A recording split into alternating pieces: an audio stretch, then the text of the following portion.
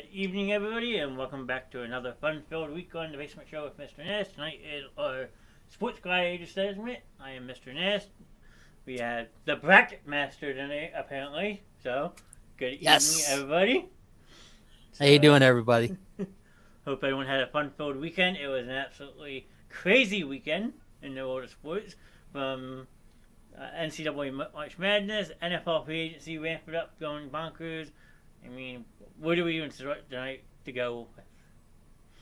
Any idea, Master? No, I don't know. We just kind of see where it goes, No? Hi, Andrea. Hi, Andrea. Nice to see you in chat. Thanks for popping in.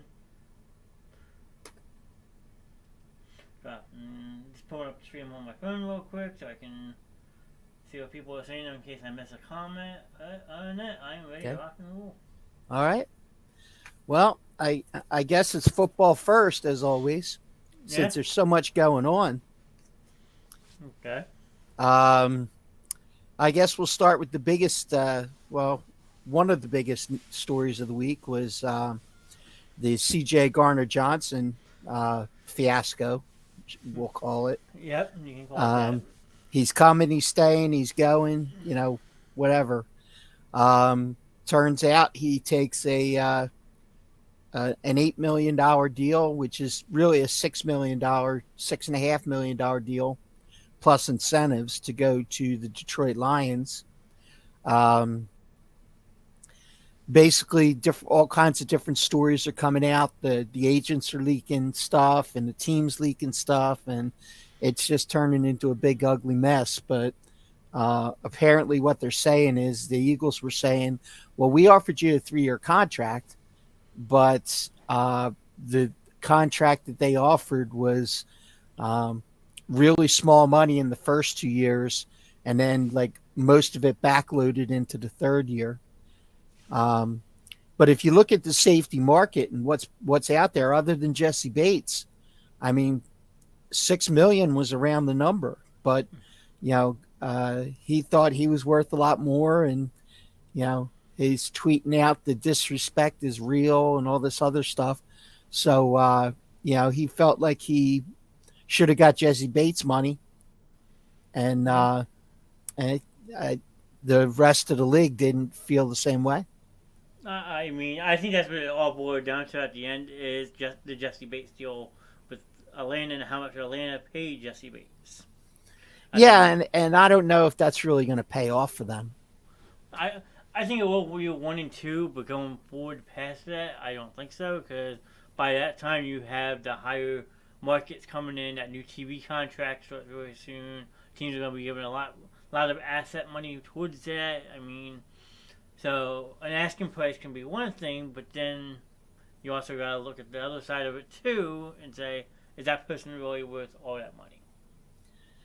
Well, yeah, and the other thing is that there's more and more stuff kind of trickling out about Johnson, and he's kind of he's one of those guys that always is running his mouth, and that doesn't necessarily fit the culture that they're trying to do in the locker room right now. He's a guy who he's a young guy. I mean, he's 24. Yeah. So I mean, he's still got that swag to him, and it just seems like he's out there flapping his gums all the time when everybody else is just trying to get to business. So you never know if that might not have played a part in it as well. Yeah, that's very true. I mean, it's a big loss for Philly, I won't lie, but not one we can't replace or rebuild a position down the road. Right? I mean, which we turned around and did shortly thereafter, because we're about to sign Justin Evans for the New Orleans Saints. He played for the Saints last year. He played for Tampa Bay the 2 years before that. Okay. He's a fourth-year guy. He's a great tackler. He's also very durable. He's only missed like 2 games in 4 seasons, 2 or 3 games in 4 seasons. So, I mean, he's a guy that's For some reason, we have this attraction to New Orleans safeties. I don't know what it is. You know, I don't know. I mean, put it was a while that we were playing them every year, so maybe that's what it is. I don't know, but we just seem to. That was the first place we went when we lost CJGJ. Yeah, I mean, I'm surprised they didn't make a run for Kansas City safety that was a free agent after this year that was in the Super Bowl, Juan Thornhill. He was a potential free agent. I forget exactly where he signed, but he got a new deal this offseason, so kind of Yeah, surprised they didn't make a run for him. yeah. They. I think they got this guy, for a pretty reasonable price, and I think at this point, it's really that's what it's all about. At this point, we've kind of gotten to the place where we're at, and I don't think we can go much further as far as free agents go. No, because unless you trade it, you have to pay one of those first round picks top 10 money, which is going to be a pretty decent penny. Yeah, So, I mean, but knowing Howie, he'll work it out. He always does. yeah, that's true. So we'll see what happens. How he work his magic, and then you never know. They can always free up money during the year. Yeah, I think they will, especially since I think they're going to go into the season try to get that extension done for Jalen Hurts before next off season. Because that's you think about it, that's one that you haven't heard nothing about. So I mean, it's possible they may wait to next off season or try to do it mid season. Who knows? Yeah, I think they really wanted to get it done now, only because of the fact is you have to look at Tua. I think Tua just signed an extension, but they picked up his option, Hmm. and you got Justin Herbert who's going to be uh, coming off his rookie deal, and you got there was somebody else. There's another big time quarterback that's coming off the rookie deal, so I think they want to get that in before the price goes up. And once Justin Herbert and whoever the other quarterback was, it's just jumped right out of my head. Um, Sign their contracts, it could cost them an extra $5 million. That You is know, true. You're right. so I think they really want to try and get it done, especially since they've based all of their decisions in this offseason based on that happening now. Hmm. So I think you're going to see it get done before training camp. I mean, I wouldn't be surprised. I mean, you haven't heard much from Jalen Hurts this offseason, so I guess he's not really worried about it, which is good. He's a team Yeah. player. But speaking of quarterbacks, I saw the Eagles locked up their backup for the 2020 season at a pretty hefty price tag, 8 years later, but they brought in Marcus Mariota. Well, I mean, they paid him $5 million. I mean, really for a veteran backup, I mean, it's not crazy money. I mean, but it's money that is well spent if Jalen has to miss a game or two. Yeah. I mean, if you look at they let Minshew walk, but Minshew, I'm trying to think of how much they paid him.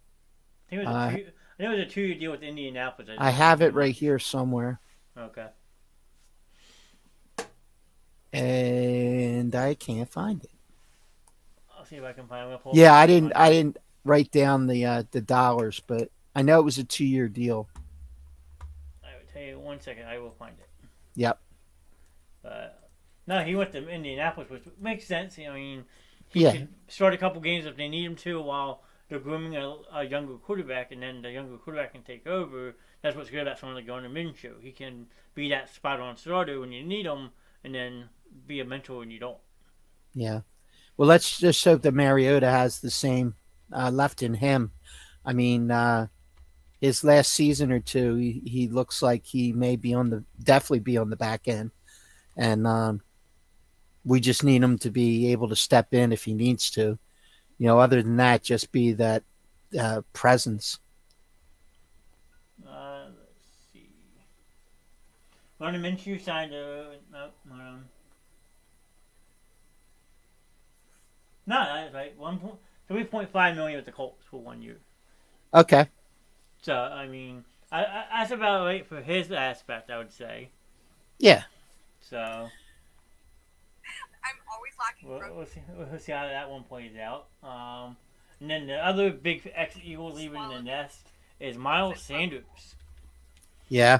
going to the Carolina Panthers, which I mean, it's a great signing for Carolina. I love the signing for Carolina. Yeah. I mean, they're missing CMC big time, and they get somebody who, in their system, it's kind of suited to a Miles Sanders kind of back. Although they would expect him to catch more balls out of the backfield, which is not necessarily his forte. No, but also down in Carolina, they have a younger back in Chuba Hubbard who can do that for them. Okay. So I see Miles Sanders being as that more downhill, hit him type running back for Carolina, and he got a pretty solid deal, 4 years, $25.4 million. So Yeah, I mean, good for him. I mean, it's good that he got got his payday, because the running backs obviously in this league don't stick around very long. And now word's coming out that it looks like Zeke's trying to cling on to Dallas. He said that he's willing to take a significant pay cut to stay. well, with the getting Brandon Cooks in the fold now, I mean, Yeah. Dallas is going for it. I gotta give him credit. Yeah. I mean, they got Cooks for a 5 and a 6. It's Yeah. not too shabby.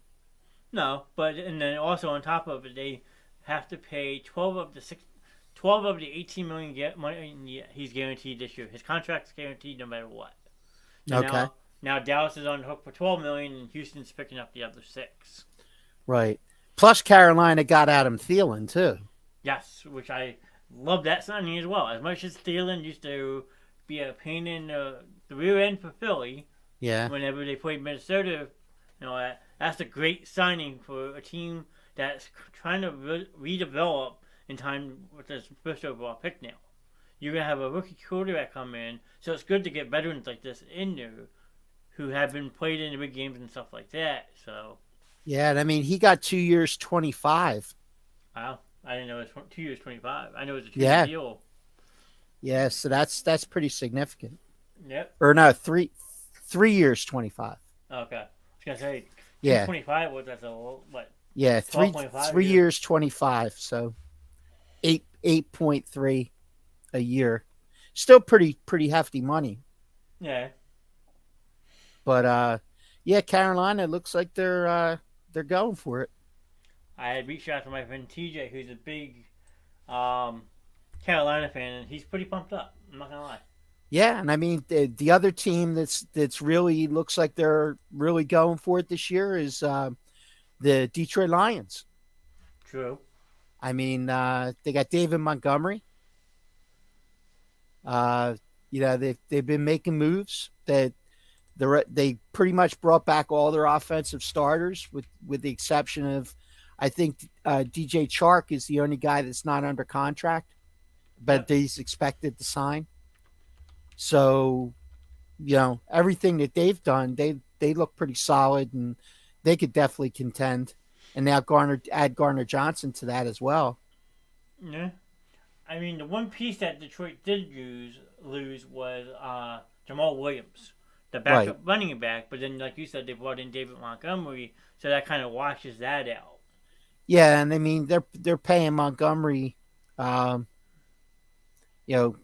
pretty okay money too. So that was pretty much a wash, I think, with Jamal Williams. Although Jamal Williams shows some great promise. I think that he went to, where'd he go? New Orleans, right? So yeah, why not?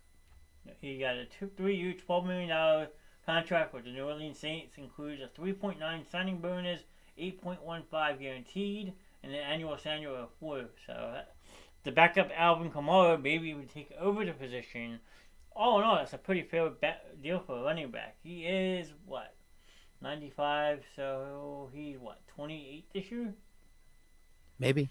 So yeah, I mean, for someone that's in his late 20s who still has plenty of power behind him, he proved that last year. Yeah. I mean, that's a great signing. Yeah, I agree with that. Yeah, I think that's a good move for them. And you know, I've got a special place for the Detroit Lions now because I like the I think you put it one time the biting off kneecaps coach. Yep, I did say that. You're right. Yep. So yeah, I'm all for it. And then David Montgomery got a 3-year, $18 million deal with Detroit with a 4.5 signing bonus and 11 guaranteed. So Yeah, but yet Singletary going to the Texans, he only got 3.75, wow, that's which also was on a 1-year deal. So it's a keep that in 1 year mind. deal, 3.75. But still, I mean, Singletary was pretty highly regarded as well. So Yeah, I don't think he was getting many calls. I don't think so.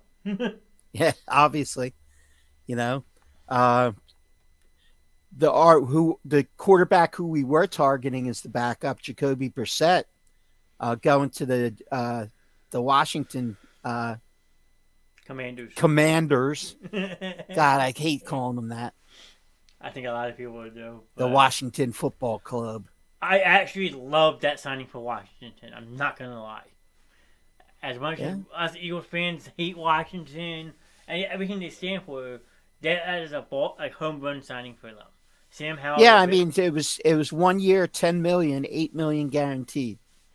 yeah. It, So, it wasn't expensive for him, and they get a nice solid backup. You know, who can step in and play at any point. oh, absolutely. I mean, they have a very young Sam Howell who's not proven yet. So now that you bring in someone like Jacoby Brissett, who is that proven veteran, he has a strong arm, he's going to compete. And, I mean, Yep. kudos to Washington. I mean, they have a scary offense to begin with. Now you add somebody like that into your locker room. He's a good leader, and then he also can step in and win a couple games if he has to. And with that offense, he'll have awesome numbers. So, I mean, watch out for Washington. It's going to be Yeah. another 14 race in the NFC East this year. Well, we say that every year, and then somebody turns up and flushes themselves down. And you half the time it's Washington. Yeah, yeah, it is. But now that there's a good chance at the owners' meeting that they approve the sale, Yeah. no more Dan Snyder. But I just got a feeling Dan Snyder's got one more trick up his sleeve on the way out. I just see it coming. Yeah, you never I know. think he's got some kind of fu planned for Goodell, who signed a 3 year extension, by the way, today this week. Yeah, he unanimously approved it too. Yep, yep. Good evening, Curtis. How Hey, are you? Curtis. And then another big signing for the Houston Texans today, tight end Dalton Schultz. Yeah, yep. He gets a 1 year up to $9 million deal, which I'm kind of surprised he didn't get a long term deal. So to Yeah, see him stay in Texas but go to Houston, I think that helps out. D'Amico Ryan's the new coach for one, and then two, whoever they decide at quarterback now is going to have some veteran pieces at these positions. Granted, lose Cooks, so now you don't have a true identity at wide receiver, but you have a solid running back and a solid tight end. yeah. Well, I mean, it's not unusual in year two. I mean, in kind of phase two of free agency, to see a lot of these 1 year prove it kind of deals, because there's a good chance that the cap's going to go up next year. And they come out, they have a good season, then they get a payday. When pretty much once the top free agents eat up a lot of that free agent money, these guys are left to with the scraps pretty much. So they're taking a chance on themselves with a 1 year deal. That's why a majority of the ones that were announced in the last 2 days are 1 year deals, 1 year or 2 years, Mm-hmm. because they're counting on that money being available down the road for them when they've still got a chance to make that one big payday. Yeah. I'm just trying to find out Roger Goodell's contract. I know he makes about $60 million a year. Oh, he gets crazy money, but He's a he's making the commissioner. owners money, so the owners are going to approve it.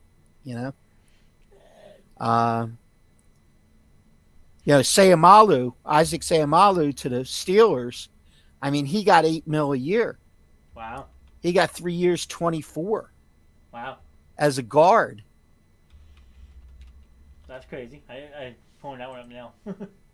Yeah, I mean that's big money for an offensive guard. Yeah. I mean, he proved himself though. Yeah, Isaac's biggest problem is up to the last 2 years he couldn't stay healthy. yeah, He's a great he's a great offensive lineman. Don't get me wrong, top two at his position, but what was it? 2021 and 2022, he just could not stay healthy. yeah. That was his biggest downfall. I felt in my eyes. I agree with that. So I mean, what the one thing you're hearing today, and I made the mistake today of turning on WIP and yeah. actually listening to the reactions about Johnson leaving, and to a T, over and over again, it's why did we give Fletcher Cox $10 million when we could have used that $10 million to keep him? Yeah. But you know, I mean, I can see where they're thinking, kind of, sort of, you know, but if Jordan Davis had it turned out a little more last year and had looked a little stronger, I don't think they make that move. But once they lost Hargrave, they're looking at what was probably one of their strongest points last year, and you're taking one of the four pins out of it. And if you take two pins out of it, you know, then you got a whole nother issue altogether. So I think that they bit the bullet on Fletch, just with the understanding is they wanted to keep as much of that front four together as they could. I mean, and you kind of succeeded in that way because now you'll have Reddick coming back. You got Cox, Davis. You still got Josh Sweat under contract for a couple more years. Uh, You got BG back there, yeah. you know. So I mean, yeah, I mean they tried to do the best they could with what they had to work with, and if you know, all along we all thought it was going to be Slay who was going to be the sacrificial lamb, but only because they went into free agency saying that Garner Johnson was the number one. Um, but I mean, honestly, for lack of a better term, he may have talked himself out of here with a lot of the comments that he was making along the way. Mm-hmm. I mean, he definitely was trying to put a black eye on the organization at a time when it seems like everybody and their uncle wants to come here. Yeah. I mean, Miles Sanders did kind of the same thing. He had popped up on Instagram Live this afternoon. Like he was doing a tour of the stadium down in Carolina for the first time. Obviously, he's not letting people comment on it. But one of the last things I heard that made me turn it off was he was like, "It's nice to be somewhere where you want it and respect it." I was like, "Nope, I'm done." Yeah. Well, I think the fact of the matter is that everybody who feels like they didn't get a great offer, an above market offer, you know, automatically the first thing they haul out is the disrespect card. Yeah, which is kind of fucked up in a way. But I mean, if you look at the market and how the market bore out, especially at safety, you know, uh, Garner Johnson was not going to, break the bank like he thought he was going to. The There was no team that offered him that kind of money. Yeah, It just wasn't Philadelphia; it was every team in the league. Because if somebody thought that he was worth that money, they would have paid him. true. He's only 24 years old. Yeah, you're right. I mean, that's why they call it now a 1 year prove it deal. So he has a year to prove himself. He'll still only be 25 next year. So who knows? He could get that bigger payday next year. Yeah, he could. So But I think he's burning the bridge to any possibility coming back here, though. I don't think he comes back here at all. No, he's done with us. So But I mean, Slay ends up with 3 years, 42 mil, 23 mil guaranteed. yeah, I mean that's a pretty hefty payday too for a 32 year Yeah. old cornerback. He And he. Sorry, yeah, guys. go ahead. No, go ahead. Finish. No, he's come out and said that he wants to retire in Philly. So this might be his last contract. Okay. So you never know. Bradbury got 3 years, 44 mil, uh, 6 mil in incentives. So he got like 38 plus six. Hmm. So uh, they spent some money. I mean, they you can't say that they didn't. Um, but I mean, they spent it as wisely as they could spend it. With some people argue that the Fletcher Cox thing didn't make sense, but if you actually sit down and think about it, it's a lot easier to replace a safety than it is to replace an interior defensive lineman. True. So in that respect, maybe it wasn't as crazy as everybody's trying to make it out to be. So it just goes along the lines of, Howie's the man, Howie's our hero, fire Howie. That's the way it goes every year. Every time something goes one way, you know, it's Howie's great, and if it turns the other way, it's fire him. He doesn't know what he's doing. Hmm. And I am definitely not in the he doesn't know what he's doing camp. I think that he's done over the years, made some of the most amazing deals that there were. I mean, there he didn't win Executive of the Year 3 times by accident. Yeah, not picking that line. So I'm just looking at some of the other teams like in their moves, and I'm just now seeing the contract for Juju Smith-Schuster with the Patriots. Yeah, And all I can say is, wow. I don't know if you heard it or not. I don't. I probably didn't.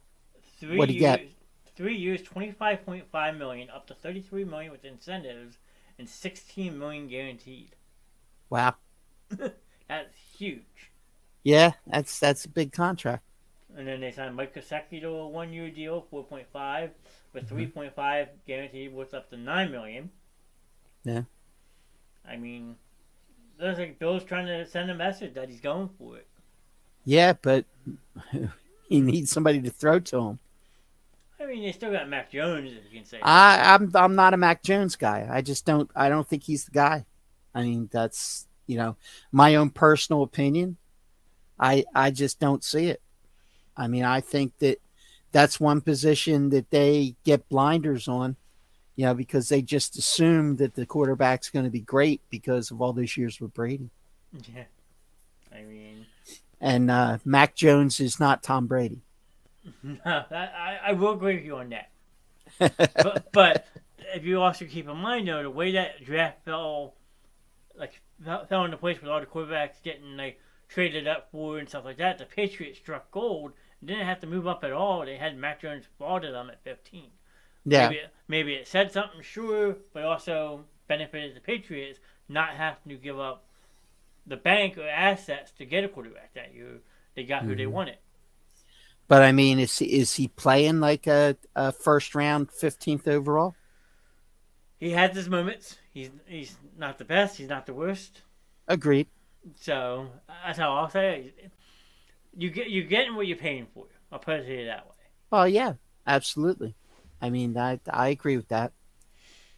And the Aaron Rodgers to the Jets watch is officially underway. He has said that he intends on playing for the Jets. No move has been done yet.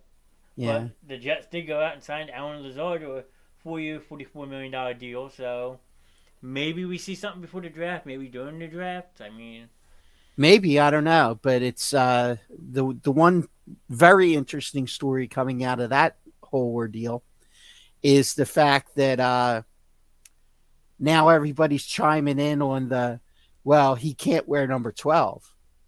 yeah. It's Joe Namath's number. Yep. And it's retired. Now, apparently Joe Namath came out and said that he would allow him to do it. But there is a huge swell of people involved with the Jets, past and present, that are saying absolutely positively no to him wearing number 12. Wow. I mean, Namath may be the most revered player in Jets history. You know, so to I don't know. I'm split on it, but I mean, Joe Montana changed his number Yeah. when he went to the Chiefs. He went to from 14 to 19, right? Yeah, yes. Yeah. Yeah. So, you know, I don't see any reason why Aaron Rodgers can't do the same. And he's kind of hedging on it when he was asked about it. And he said, well, we'll deal with that down the road. Mm-hmm. You know, which leads me to believe that he's going to try and press the issue to wear 12. True. And then another article I had read is that the Jets are really hesitant about giving up number 13 overall just based off the fact that they're not guaranteed he's going to play next year for them after Right. this year. They don't want to give up too many key assets that ruin their team down the road. And that 13 overall pick, granted, I think they would go defense anyway, but like you don't want to give up too many key assets for a 38-year-old quarterback because you don't know what you have going past this year. Who may quit on you halfway through the year. Yeah. You know, based on Aaron Rodgers' history. True. You know, he starts, losing games left and right, and he feels like that it's the team around him. Then all of a sudden he becomes that cancer that he was in Green Bay. And as far as bringing in a young guy for him to teach, that ain't happening either. No. Because he is not a fan of mentoring a backup quarterback. Nope. I mean, ask Jordan Love. Yeah. I don't care what number he winds up picking. If he winds up on the Jets, I told people I am keeping my word. I am ordering a Jets jersey that will say Rodgers on the back, but I'm going to cover it and put Favre 2.0. And I've gotten a lot of respect from people I've told, especially people I work with. There's a lot of football fans that they would absolutely love to see that. Yeah. It would be Rodgers' number, but instead of saying Rodgers, it would say Favre 2.0. Nice. And if NFL Shop won't let me do it, I'll do it myself. Yep.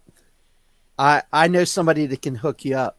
You got a Really John in the chat. Good evening, Sheldon. Oh, right. Got a Really John already. Yeah. Nice to see you, Sheldon. He said he was excited for the show tonight. So, Sheldon, if you have anything that you would like to add to the conversation, please feel free. I mean, those 2 words fuel me. You got me going now. Let's go. Oh, man. Nice. Just a thumbs up. There you go. That's all. But message received. Yeah. Loud and clear, sir. Yeah, man. So Juan Thornhill actually got a 3-year, $21 million deal with 14 guaranteed from Cleveland. Wow. Okay, he got more than I thought he got. Okay. Nice. Lamar Jackson, I haven't heard a peep out of that name. Yeah. I mean, that's actually New England's been mentioned there.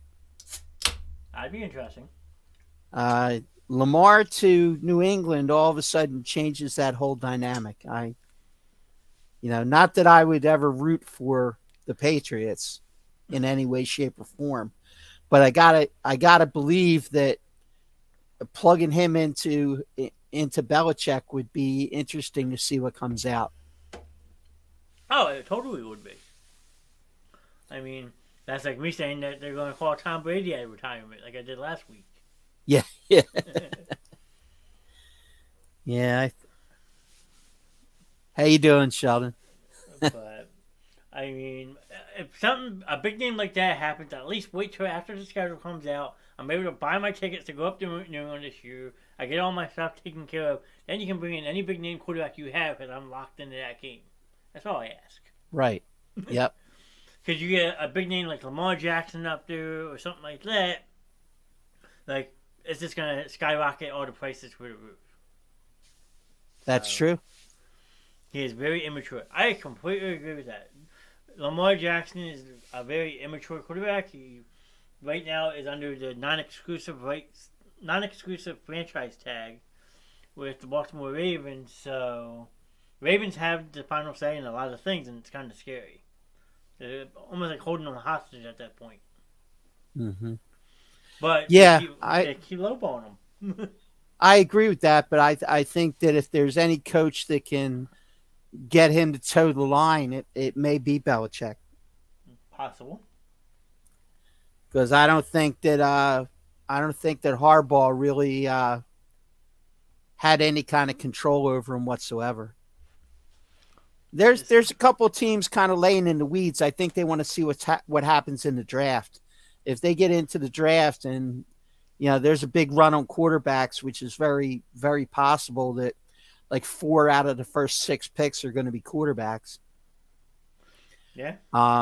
It could definitely change some teams' perspective about what they want to do at that position. No, So you may see something break around draft time. I could see that, and you're absolutely right. I mean, that is a big thing. I mean, because Carolina's taking quarterback, then you have Houston taking one. Hold on, where did I put their sheet? I had the whole draft order with me. What did I do with it? Oh, here it is. So, let's see. I'll run down real quick if I don't make a mess. Okay. So, number 1 overall, you have Carolina, quarterback. Houston, 2, quarterback. Yep. Arizona, 3. Maybe? I would say. Unless they trade out. Yeah. 4, Indianapolis, quarterback. Yep. And then the next one after that would maybe entertain the offer, might be at 11. Tennessee, if they stay at 11. Because no one sold on Malik Willis down there. Right. Yeah. I don't know. I don't know where he's going to land, honestly. I definitely don't see him playing for Baltimore. No. I think that's a long shot. I think that he'll take lesser money to move on than to be saddled there where he doesn't feel like he's wanted. Now, if you were Arizona, do you call Baltimore and say, hey, we'll give you 3 if you send us back Lamar? Could that be a possible deal? I don't know. Because Baltimore doesn't pick till... Let's see, hold on. He's just a guy that's kind of in that... The fact that he's his own agent is hurting him, I think. Yeah. Because nobody's taking him seriously. And I think that it's just a situation where they're just... I don't know. I mean, it's hard to say. I do believe there's some degree of collusion going on because I think that they know that they can get away with it because they're not dealing with a professional agent. Where if they're trying to do that to Drew Rosenhaus, it's not happening. No. So I think that's kind of leaning into it. That's possible. Maryland lost to Alabama and Indiana. Indiana lost to Miami, and my bracket is busted. Jack doesn't seem happy. Yeah. I'm surprised you didn't pop up with you when he said the Miami beat Indiana. Like, did I have a premonition that was coming eventually? Yes, you did. As soon as we started talking about it, it was coming up. But okay. I'm always willing to do one early. Okay. Rolling on. Oh, now the tables are turned on you, sir. Oh, okay. But Miami's playing good ball right now, so I think it's the end of the road this week, tomorrow. But they had a nice run. I think they're gonna have trouble with Houston. Hey, my Penn State won their first round game. That's all I can say. They beat Texas. Yes, they did. Absolutely, they did. That's all I can say. Yep. And TCU lost to Gonzaga. I mean, I won't lie. I really haven't been following the tournament. They were having some crazy games from what I read. Yeah. So I'm actually going to pull up the bracket now so I can see what I'm talking about. So I don't look like an idiot. Latest bracket. Here we go. There's only one important thing to look at on that bracket. What's that? And that's the name at the top, baby. Yeah? Do you? Ron T. No, you say so. Unless there was a game that happened already today that knocked me down. No, they don't play. I think they don't play again to what, Thursday night. I think everybody's off today, aren't they? Yeah, I think everyone doesn't play till Thursday. Oh, okay. So What do you think about Tua? If he stays healthy, worth it. If not, picking up a $23 million option for next year is a very risky move for the Miami Dolphins. yeah, for a guy that's got that concussion history, it's a very risky move. I mean, one hit and I think the next concussion he's got to be done. I mean, if you get four concussions in 2 years, you're Eric Lindros. You got to go. A very good point. I would have to pull it up, Jack. Give me 1 second. I'll look for you. I'm just looking at the whole bracket as a whole right now. So you have Alabama, SDU, Creighton, and the Princeton Tigers. Shout out to Princeton Tigers. Princeton is on a roll. Yeah, beating Arizona and beating Missouri. I mean, that's two big name schools, especially coming from the Ivy League. Yep. So, and then you have Florida Atlantic, and then Tennessee, Kansas State, Michigan State. So you figure 1 and 2 seed are completely out of that bracket. Mm-hmm. And then on the other side, you have Houston versus Miami. Tough game for your Canes. Yeah, can't say absolutely. It can't be done. Not saying it can't be done. Yep. Xavier, Texas, which is going to be a great game. That's a 2-3 seed, so both those teams are going to be antsy. Arkansas, UConn, another tough one because Arkansas is on the roll. And then UCLA, Gonzaga. Ooh. That's going to be a good one. So now to answer Mr. Jack's point, let me pull up the group real quick. See, we're supposed to have Sam Simmons helping with us. He hasn't helped at all. Yeah. He's somewhere blowing something up. Like a lot of people. So, yeah, Ron in first right now. He still has his champion going, which is good.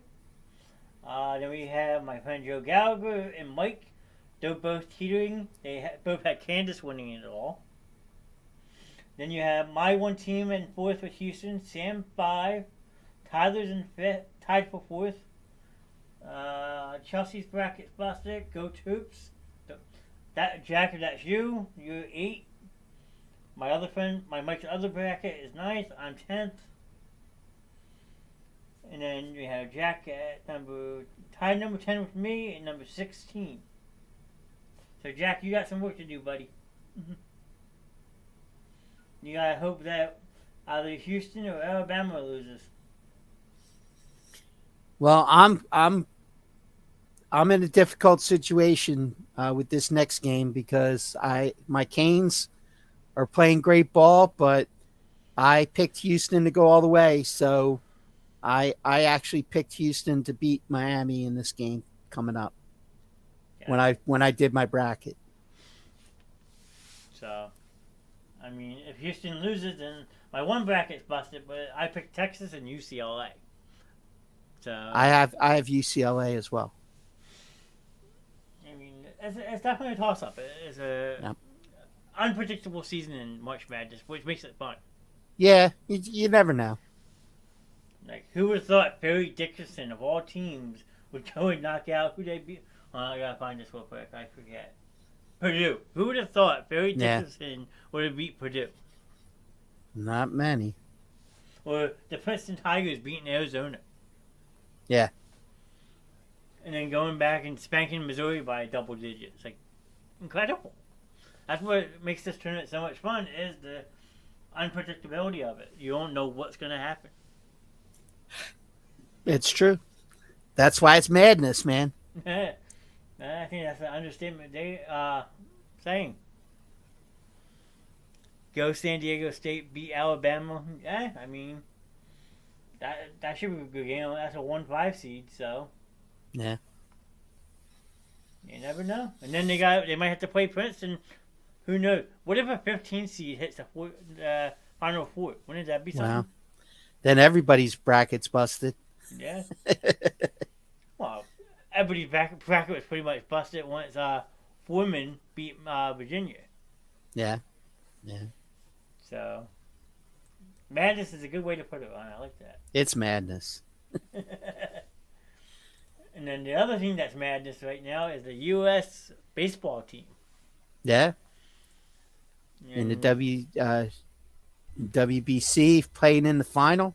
Yeah. And then our newcomer, good evening, Trey. Thanks for the fire in the chat. Hey, Trey. Mr. Trey Turner, speaking of Trey. Trey Turner of the Philadelphia Phillies with the, I guess, game-winning grand slam Saturday night versus Venezuela. His last two at bats, he's hit the ball 835 feet 835 feet? in two at bats. Wow. He had 2 homers in the last game, and they were both over 400. It's crazy. Well over 400. So he's playing great ball right now. Stopping by, throwing some love. Gotta get back to that. Hey, Trey, do your thing. I appreciate you stopping in. Hey, appreciate you popping in. He had his own stream this afternoon. He was doing some WWE 2K23 content. So he goes back and like edit it, and then he puts it up as reels on many platforms. So he's a very in-depth streamer when it comes to that type of stuff. Yeah. I listened to a pretty extensive interview with John Middleton yesterday. Oh, yeah? And he covered a lot of these topics. Yeah. He talked about Trey Turner and what he's doing in the Classic, and he's just, is excited to see what he does when he gets here, especially with this short porch. It's just perfect for his swing. No, I mean, you're not lying. I mean, that short porch can really benefit someone like Trey Turner. Yep. Even when they go up to Yankee Stadium. Yeah. Yep. I mean, Bryce Harper's on schedule. He's doing some light throwing. He's doing a little bit of hitting with breaks in between. They're still saying All-Star break, but all indications from anything Bryce has said is that he's probably looking to try and get back sooner. But obviously the team's going to be cautious. Yeah, you can't rush that. Bryce is your future in a way. Right. So, I mean, Ranger Suarez is through a bullpen on Sunday. He is going to start the season, but he may be on pitch count for the first couple starts. Okay. So you might see his first couple starts only be 3 innings. 3-4 innings. Okay. Until he gets stretched out because he missed some valuable time. Yeah.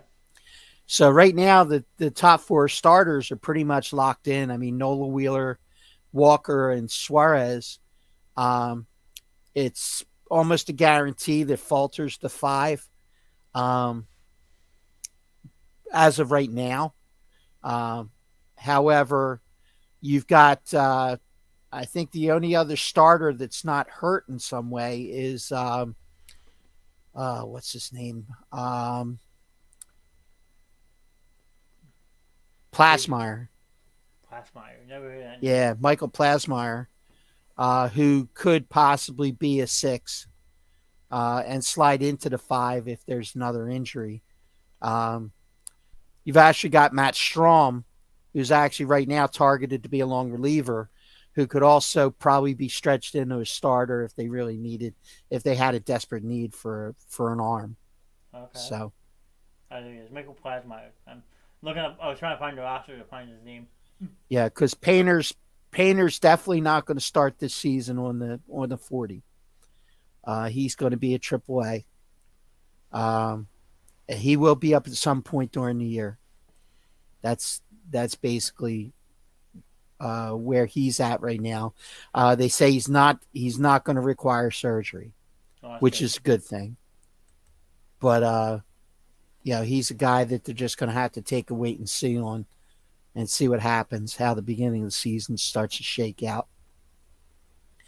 Um, Noah Song, who they picked up in the Rule 5, right now has a lower back situation going on. Now, because he's Rule 5, he has to stay on the 40-man roster or they have to offer him back. So the only way they can avoid putting him on the 40 is if they put him on the 60-day DL.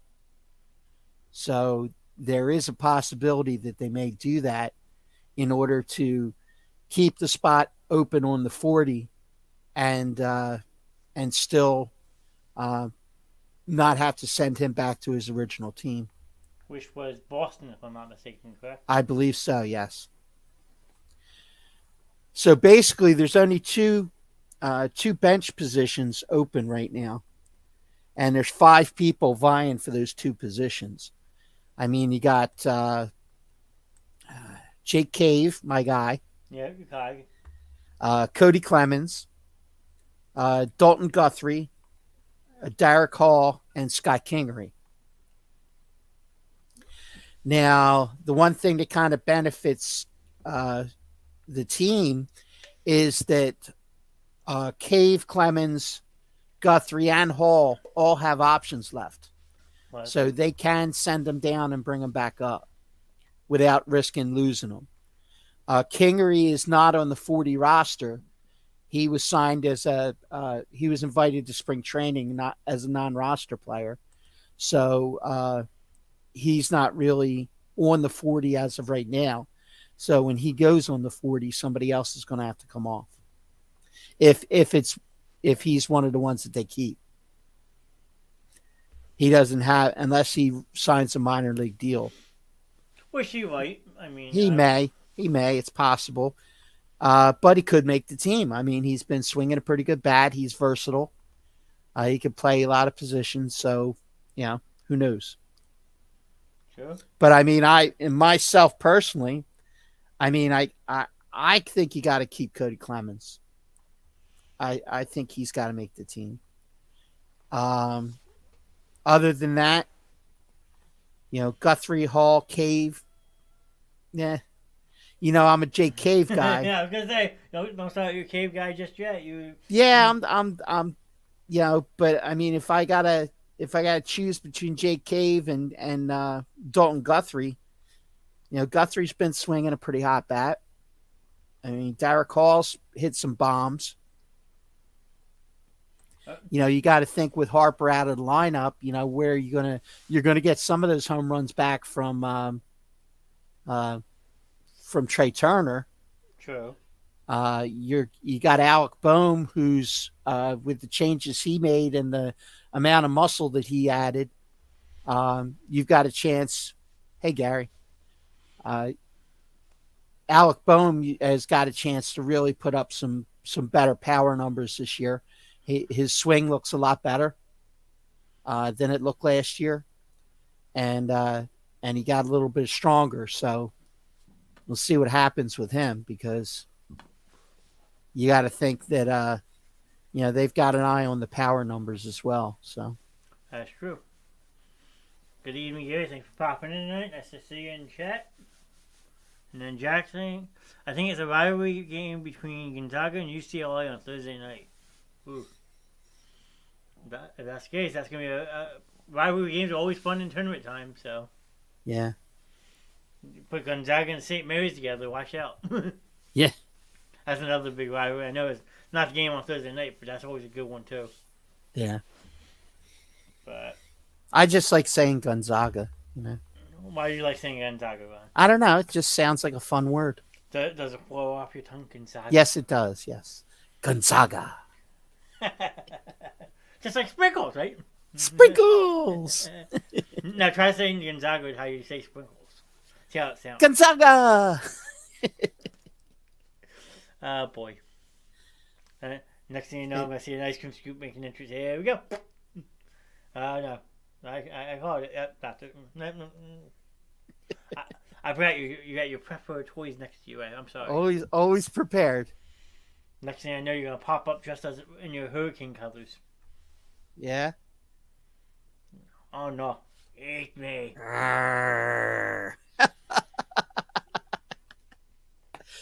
Uh, gotta love it. This is when you know you're going to hell.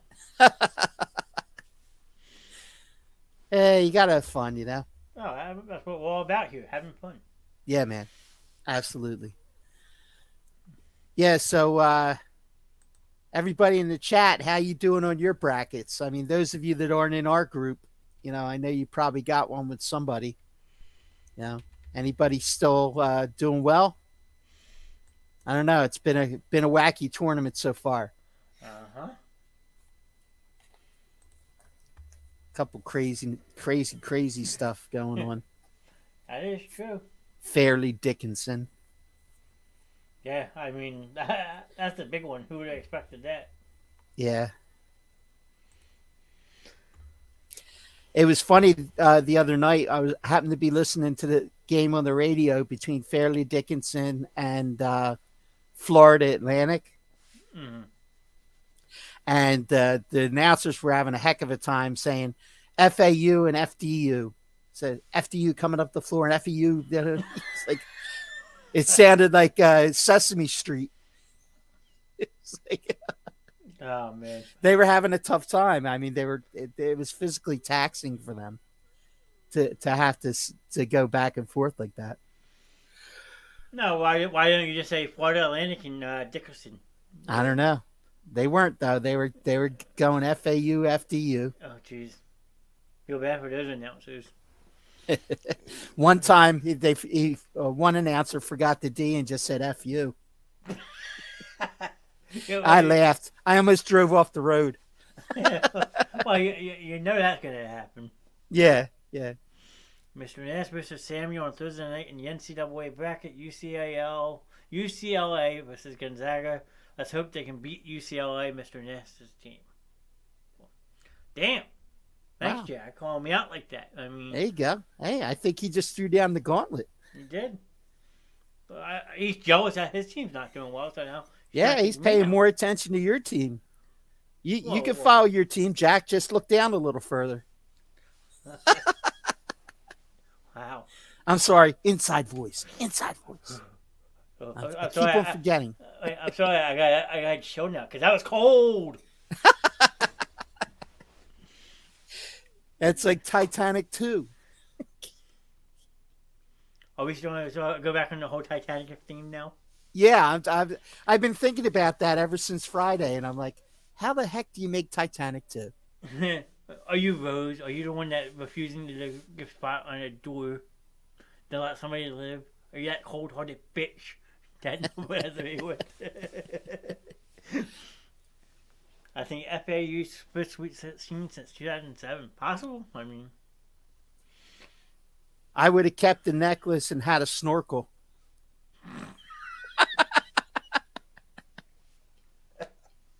All right, well, since you're going to reference yourself to him, then you're not wrong anymore. Let's see. There you go. There you go.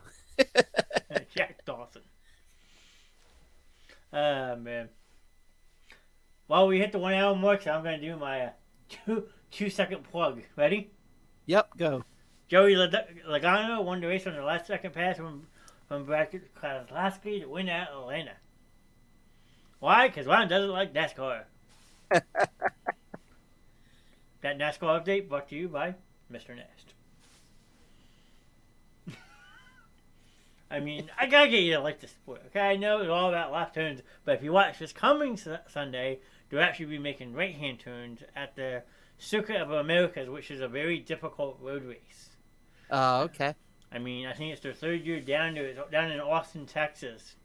It's normally a Formula One circuit, but NASCAR adopted it like 2 or 3 years ago, and it is a very tough, grueling 20-turn track. 20 turns. Yes. Wow. So not all left-hand turns, but some right turns. I mean, it's a very difficult track. It sounds like, 20 turns. If you go on YouTube later and watch a lap around COTA, they call it COTA, COTA, you'll see how difficult it really is. But Okay. that's all I got to say about NASCAR because I won't talk about it because you won't like it. And he Hey, goes to you can take whatever time you want to talk about NASCAR, man. It's everybody's show. If people want to talk about NASCAR, go for it. well, you got It's all good. now you got Gary in the chat. He's been saying that to me every time I see him, and he goes to the left, and he'll turn to the left, and he goes to the left. I'm sorry, I grew up on this sport. My family was obsessed with it when I was a kid. They were betting people every Sunday. We always got together with my aunts, uncles, cousins, stuff like that. It's how I made my first dollar, drank my first beer at the age of 6 because of it. Like, I grew up with it. Well, the only problem is you could never go on vacation because you just make three lefts and you'd be back home. Well, technically, if I leave work and go to my parents' house, I have to make a left and 2 rights. Oh, okay. So, boom. Boom. Oh, it's fun being me. Yeah. Sorry. But let's see. I'm going to see if I can find some wacky sports news. That's always fun to do, right? Absolutely. Let's see. Wacky sports news. As from October. No. That's all old stuff. I still want to go to a race tomorrow. No, tomorrow they go to the left. I mean, a good race, if you've never seen a NASCAR race in person, a good track to go see a race for the first time would be Dover down in Dover, Delaware. It's only about a 90-minute drive from here. It's a good mile-long track. I mean, yes, it's all left turns, but it's a good pace to it. There's a lot of good action. So Dover is a great track to see your first race at. So anybody that ever wants to go, I'll be more than happy to go. We used to go down every Saturday for the Grand National race. So I used to go down to Dover almost every year from the age of 6 to about 10. But I never got to see the big boys race on Sunday, so I've always wanted to go back down for that one. So if anyone's ever interested in joining me for a road trip, I'll even drive. I mean, you can pay for your ticket, but I'll drive you. I'll make all the left-hand turns going down to Dover. So, just putting that out there. Just throwing it out there. So, the top 10... Hold on. Let me pull this list up. So, weird sports from around the world. Number 1, extreme ironing. Ironing? What do you get when you combine wrinkle-free clothing with extreme sports like mountain climbing? Okay, so the first time in school history for okay. Thank you for clarifying that, Jack. Appreciate it. But apparently you're ironing in the sky while you're skydiving. The competition is to come down with wrinkle-free clothing. They do it in the UK. Who would have known? What? Number 2 over in the Netherlands, griffin hanging or pitchfork hanging.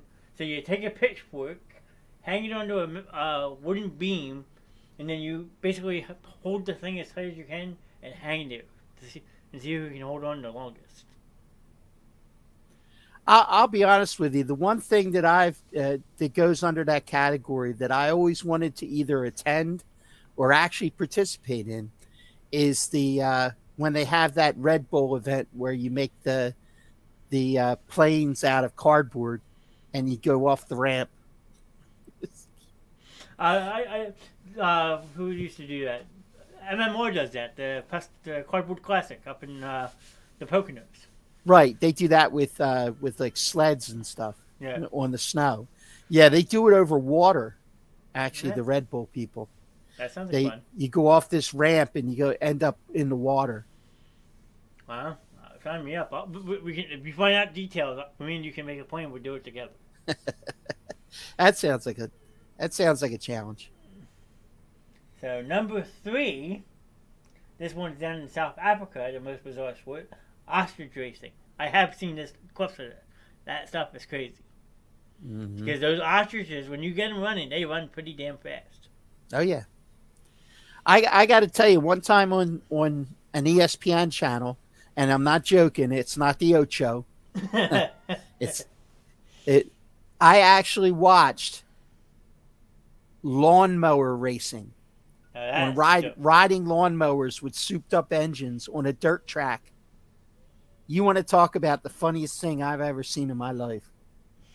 These things were doing, Tokyo drifts on freaking lawn boys. Nice. It's like, whoa. That is a very. I think they actually do that down south a lot too, if I'm not Yeah. mistaken. So Well, that's because I got to get a couple 6-packs at the Piggly Wiggly. I mean, if you have a souped up riding lawnmower, why not have some fun with it? There's Number, actually a guy. There's actually a guy that comes to my store. okay. And I'm not lying. He comes to my store almost every day, and he drives his lawnmower and parks it in front of the store because I obviously he doesn't have a license Ouch. or a car, so he drives his riding lawnmower and parks at my store and gets his Reese's cups and toilet paper, and then he goes back home. I mean, I see no harm in that. He's not bothering anybody, so. Yeah, I mean, but if he gets pulled over, he's in trouble because technically it's still a vehicle Oh. because he may or may not have had some adult beverages by the time he gets there. You're right. You're right. Okay, I can't look at Jack Dawson anymore. Gotta change your name again. Okay, you might as well change yours while you're at it too. Oh. I didn't know you changed mine. That shows you how often I look at my actual picture on this show. I'm gonna leave it. I'll leave that for tomorrow night. See what Morgan says, and I'll blame you. Yeah. So the number 4 most bizarre sport: cheese rolling. What would you do for a wheeled cheese? If the answer is roll down a grassy hill, then this may be one of the weird sports you can add to your bracket list. Is that the one where they use like the forked stick and they roll the cheese wheels? I've Not seen it, that that's it. before. I think you can roll yourself down the hill. Hey, let me tell you, I can't deny it. It's a competition the unique roster of England around. There may or may not have been cheese involved, but I've rolled down a hill or two in my day. So it says a round of double Gloucester cheese is rolled down the hill and competitors roll down after it. The first person to cross the finish line at the bottom wins the cheese. So you're Nice. basically chasing a wheel of cheese down the hill.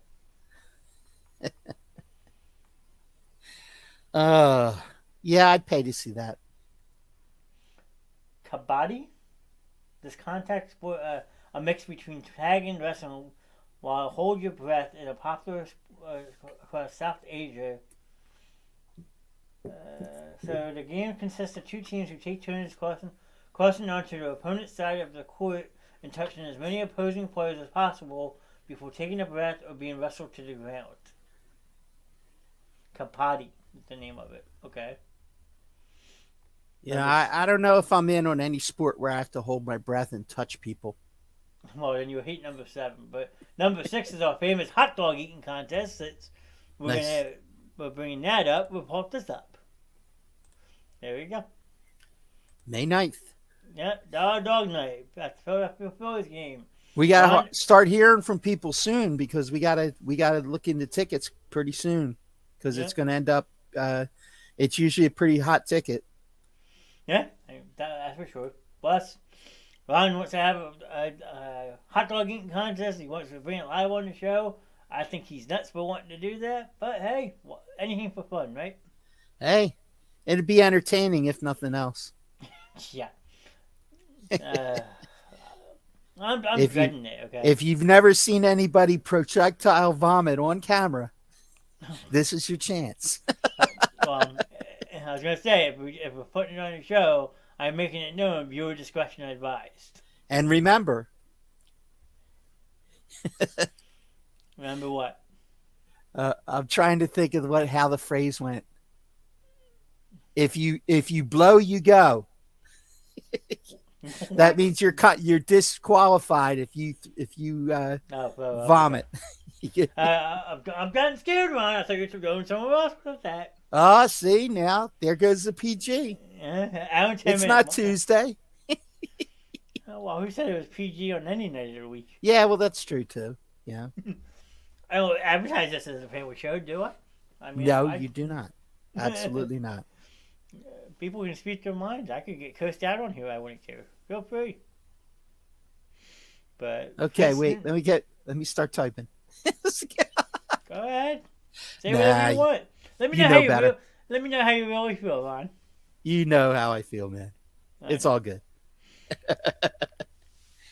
Princeton beat Arizona, and this is their first win since 1998. Damn. 25 years in the making. Can't go wrong with that. And sometimes a big win like that takes center stage. So number 6 is a hot dog eating contest. Number 7 is a game I know Ron won't play for 2 reasons. Because he can't breathe underwater, he said. And 2, he doesn't like hockey. Number 7 is underwater hockey. Underwater hockey. That sounds like fun, though. I'm not going to lie. Yeah. Yeah. Well, I'm assuming they use oxygen tanks or something. No, it looks like she just has a snorkel in her mouth. Really? She took the lesson out of Jack's book. So shallow water. Yep. Underwater hockey is played in a swimming pool, and each player wears fins, a diving mask, and a snorkel, and a trick glove to protect their hand. Players move the weighted puck with a short one-handed stick and try to get into a metal goal tray that sits on the bottom of each end of the pool.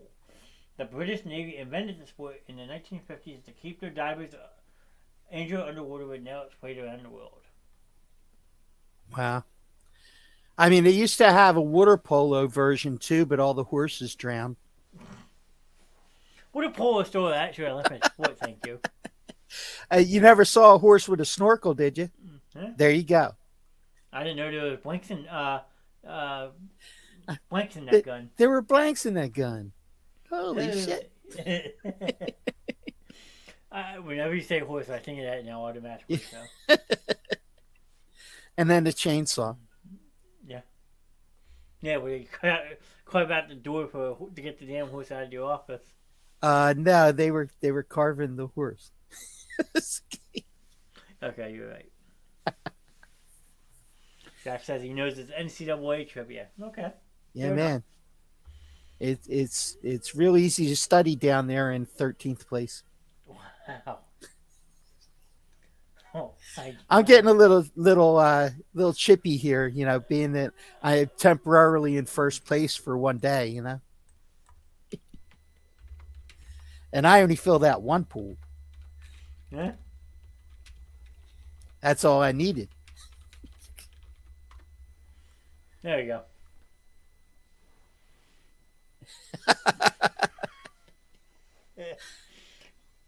See, that's the problem. We're gonna have too much fun changing names, so. Yeah. We could just sit here for 2 hours and do that and see what people say. I remember one night when they kept one changing one night before I was on the show. I was in the chat one night and it was like every 5 minutes there were different names. I'll make it nice and simple. That's all. We'll behave and we'll just go back to what we should be calling you, Mr. Tessing. Haka pie. It's a Latin American sport. Okay. Young people, usually under the age of 20, wear only one iron cloth raced down the side of a volcano in a sled made from 2 banana tree trunks. Participants often reach speeds of nearly 50 miles per hour as they carry down the steep hill, which can sometimes lead to serious injuries.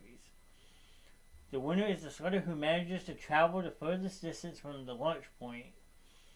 And still be alive. Yeah, it dates back to ancient times, when it served as a test of the youth to see if they were mature and courageous enough for adulthood. Yeah. Well, they gave him a choice. They got him to the top of the volcano and they said, you could decide how you're going to die. You can either jump in the volcano or you could get on these 2 banana tree trunks and slide down the side of the volcano. You choose how you die. Right. This next one actually sounds like I think I would enjoy watching this. I'm not going to lie to you.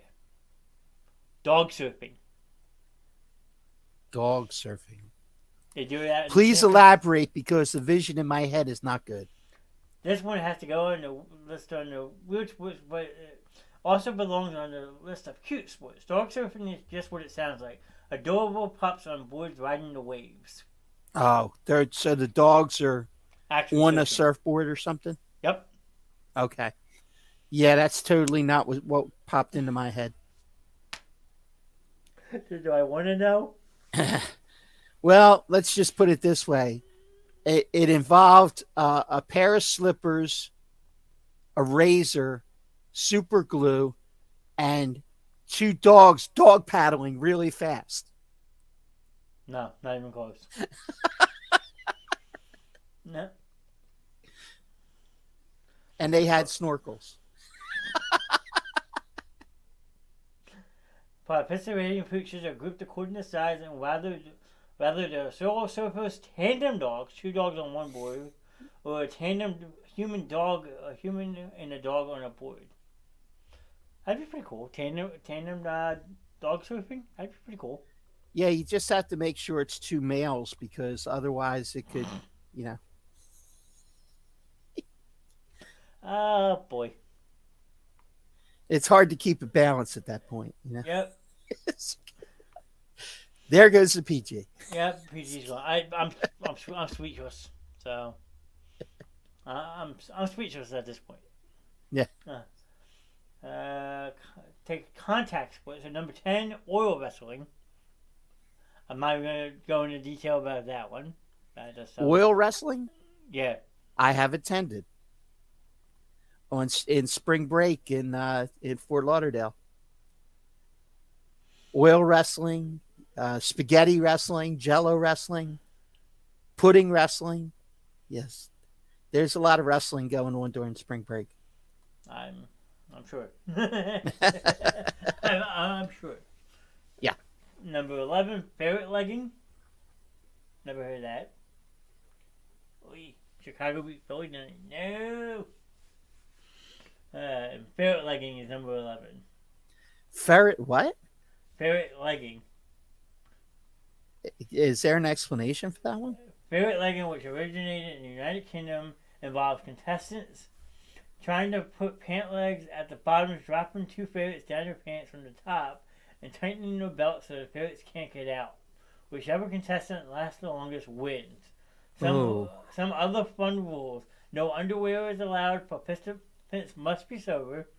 The ferrets cannot have their teeth filed, and men likely to have kids have to get written permission to participate from their significant other. Oh. The record for the sport stands at 5 hours and 30 minutes, set by a 67-year-old retired teacher in 2010. No, sir. No. No. Just no. If ferret legging sounds like an animal abuse to you, you're not alone. The PETA and the UK's National Ferret School have strongly criticized the sport. And there was a video for it. Oh no. There's just no good that could come of that. Ferret legging. And the reason a 67-year-old won is because he wasn't using it anyway. If he had it anymore. It was lunch. Yeah. Looked like a corn on the cob. Oh, man. I gotta see what I can find. But, let's see. I was afraid it was going to be something along that line, so no. So I read that. So I found some more. Wife carrying. Okay. I'm sure you might have heard it. Wife carrying, born in Finland, is pretty self-explanatory. A man must carry his wife through an obstacle course as fast as he can. There are some restrictions. The course must be 253.5 meters long with one dry and two water obstacles. So that's a pretty far distance. The wife must weigh at least 49 kilograms, and if dropped, the man faces a 15-second penalty. And the World Championships are held in July, and the winner gets his wife's weight in beer. Nice. Bill Rafferty went to Perry Dickinson University, and I think he was born in Orange County, New Jersey. Can you contest that Orange from County. Orange County's in not New Jersey. There is no California, Orange right? County. Yeah, it's Orange California. County in California.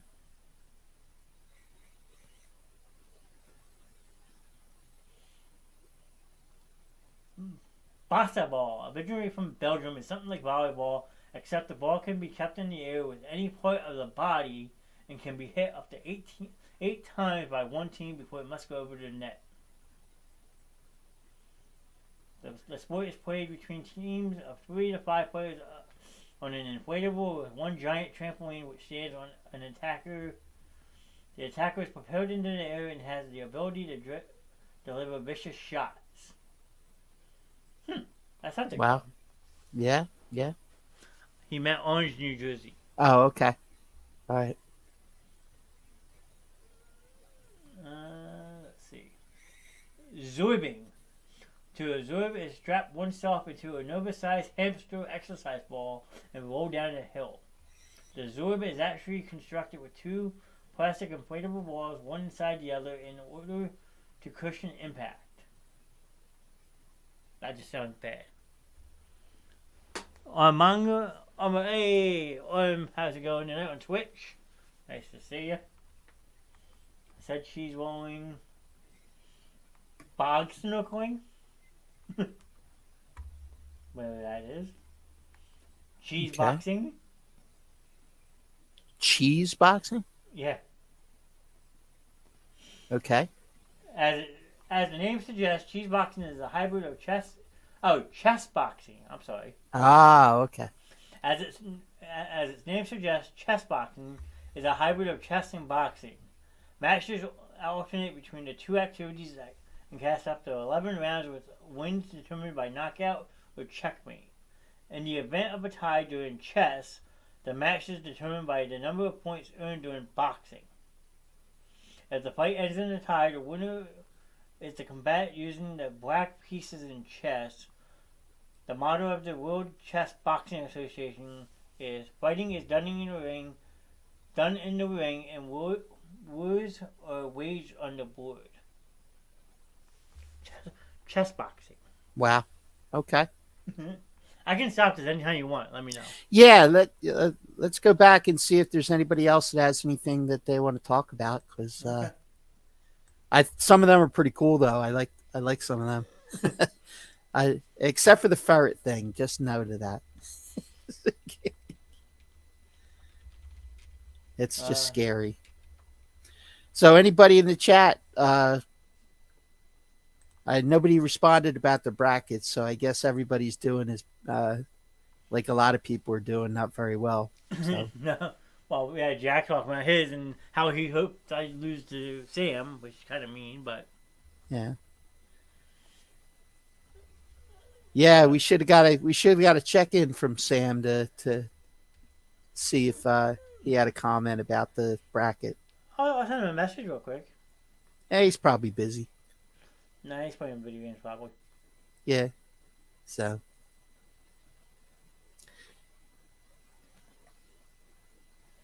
He is the slap bet commissioner. I just sent him a message for it. I'll see if he waits back. So Yeah. I said, Ron wants to check in on your bracket on the show. I'll see what he says. Because I had just got a notification that he hopped on PlayStation, so he's probably just playing video games. Yeah. Okay.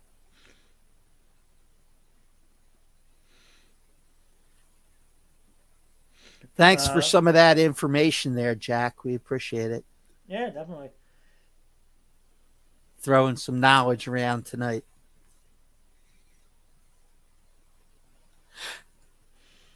And I'm sending a message to my other group chat because the group chat I'm in, 2 to 3 people, yeah, actually might be all 3 of them have brackets and everything too. So. Okay.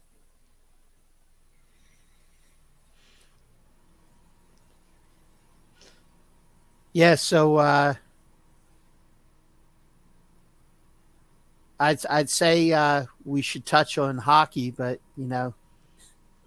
Not much to talk about there, but we can if you want. Not much going on there with the Flyers other than Carter Hart setting another record for most quickest to 80 wins Yeah, as a Flyer, youngest. which is a good accomplishment for sure. Yeah, yeah.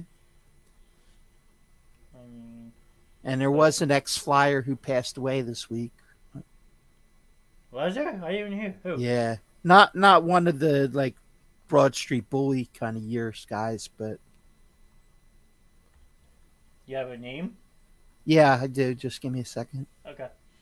While you're doing that, I'm gonna pull up. Oh, and Danny Briere's son got charged for throwing a wheelchair down a set of stairs. Yep. That's just I read that story and that's disgraceful what he did. It was, and to have it on video, that was even worse. Yep. No, you're You not know? lying.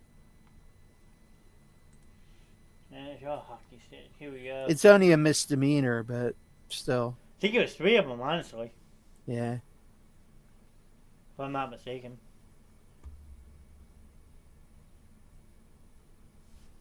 But yeah, the Flyers are in 14th seed in the Eastern Conference right now, so they're struggling pretty bad. I won't lie. Yeah. But they're a young up and coming team, so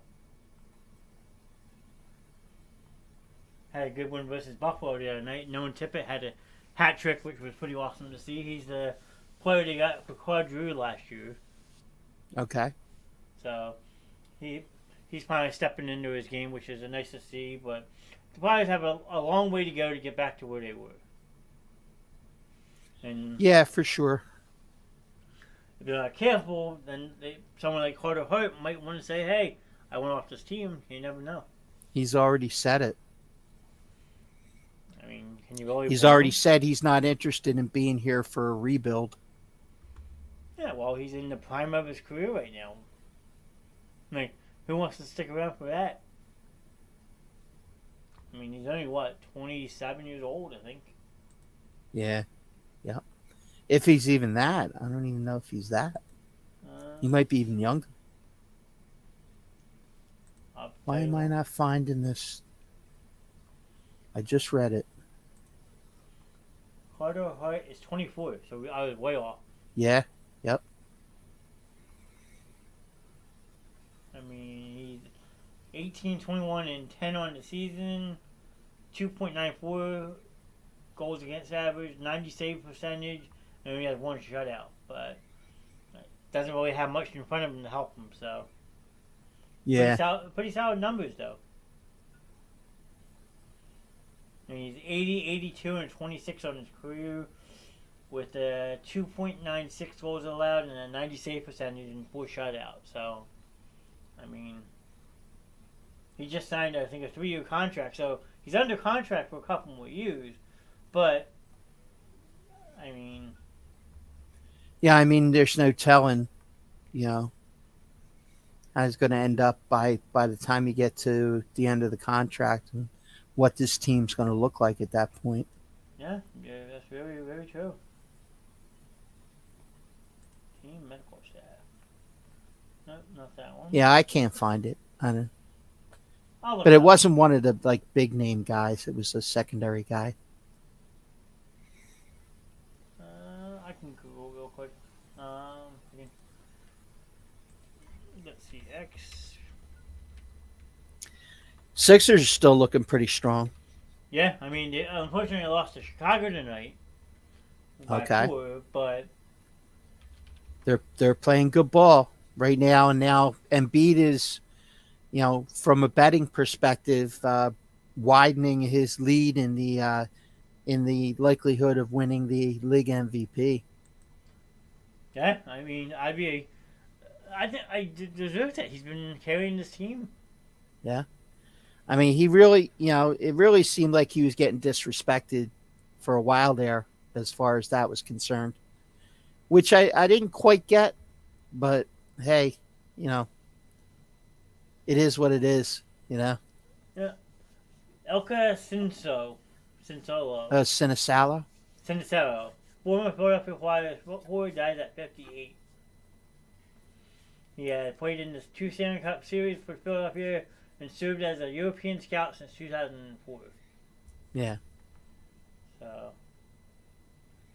That wasn't the one that I was thinking of, but Okay. I know that he did pass at some point.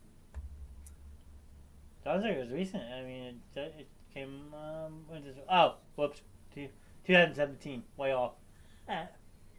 Yeah. Okay, never mind then. I tried. But yeah, Sixers lost, I think, what, 109 105 tonight? Let's see. I'll pull it. Yep, 109 105. They lost in overtime. So Go ahead. I'm sorry. The game went to double overtime tonight, actually. Really? Yeah. Wow. Garner Johnson says there's no bad blood between him and the Eagles following his departure. Do you believe that? He said that in a news conference. Okay.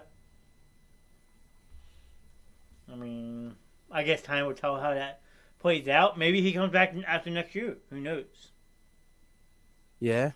But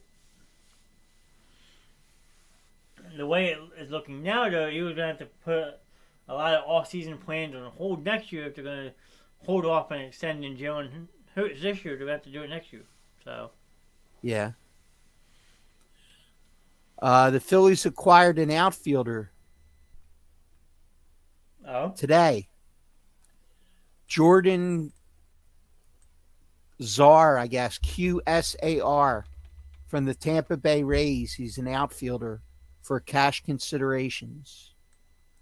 He's 27. He's been just with the Rays the whole time. He was selected in the 25th round of the 2018 draft.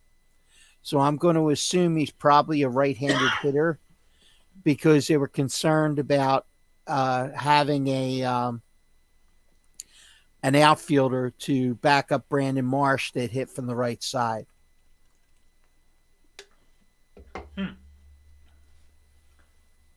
So, but this just puts another roadblock on Jake Cave making the team. Yeah, it sounds like it. I mean, yeah. But this kid also only played in AAA and AA last year, so. Yeah. So, I mean, he just might be an insurance policy. That's possible. And they got him for just cash, so. What is worrisome is his high strikeout of 37.6%. Wow. I mean, he excelled in AA. He slashed 234 with 13 home runs and 319 plate appearances. So, 234 average. Your boy might still be safe, I think. So, I mean, it's definitely outfield depth. I could see that. Yeah, I mean, that's probably what it is until Harper gets back. Yeah. Then probably once Harper gets back, you probably see him go away. Yeah. Well, he was assigned to a minor league camp right away. Yeah. Yeah, I don't think that he's going to be on the 40. Yeah. He could be an option in case of injury, or if he can cut down his strikeouts while increasing his contact rate in the minors. So, yeah. Sounds like a project. Good news out of not good news. News out of Astros camp. Jose Altuve, fractured right thumb, will undergo surgery in the coming days. No timetable for his return. Banging on the trash cans in the World Classic now? Yeah, I guess. And cracked his thumb. Yeah. I don't know if you saw it, but I watched that video with Edwin Diaz. What a freak accident. Yeah, just jumping up. You don't like to see it, but you also, like, if you're a Phillies fan, it's good for the Phillies, but horrible for the Mets. The only thing is, the Mets now don't have to pay his $18 million salary this year.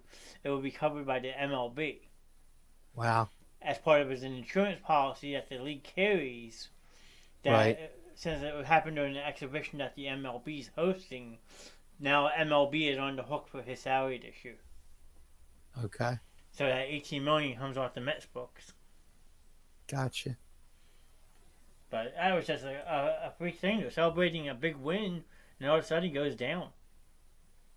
Yep. You hate to see something like that. Yeah. The And Rockies signed Brad Hand, ex Phillies reliever. they can have him. Yeah.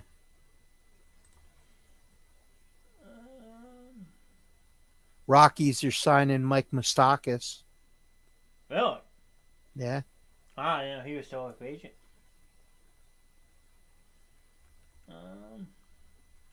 Trying to see if they finished the scoreboard over at the bank. They were just about done the last time I saw. Because they were changing out the Phillies and putting the old retro logo on top of it. Yeah. I was looking forward to seeing that because I actually went over to South Philly last Tuesday. I stopped at the Eagles Pro Shop, and you can see all the construction stuff going on over there. Definitely a lot happening over there, that's for sure. Cole Hamels signed a minor league deal with the Padres. Trader. $2 million Wow. if he makes the roster. You think he does? Well, I mean, I San think Diego. he's spent. But you never know. I mean, he always was a guy who was into the fitness stuff and all. So who knows? Maybe. Yeah, I mean, look at Jamie Moyer and how long he hung around. that is very true. You know, Phil Necro pitched it well into his 40s. Yeah. I mean, after Jamie Moyer left Philly, I think he latched on with Colorado for a couple years, wasn't it? Yeah, it was. Pitched against the Phillies a couple times. Yeah, I think he beat us every time. Throwing fire with his 63 mile an hour breaking ball. Yep. Now, who's that? Matt Alfino. Matthew Alfino. Never heard of him. Don't know him. He was assigned to the Philadelphia Phillies today. Okay. He's a third baseman, so. Huh. I'm just looking at all the different transactions and stuff, and there's a lot of these players were just assigned to teams today. Well, now you're getting to the point where teams are solidifying their rosters and they're optioning guys, Sure, yeah. and guys don't have options left or are able to be picked off the waiver wire and stuff or sign deals. No, that's a very true statement. You're right. Yeah. Because a lot of these players I've never even heard of. So a lot of them probably just hang out in the minors for most of their careers, and then.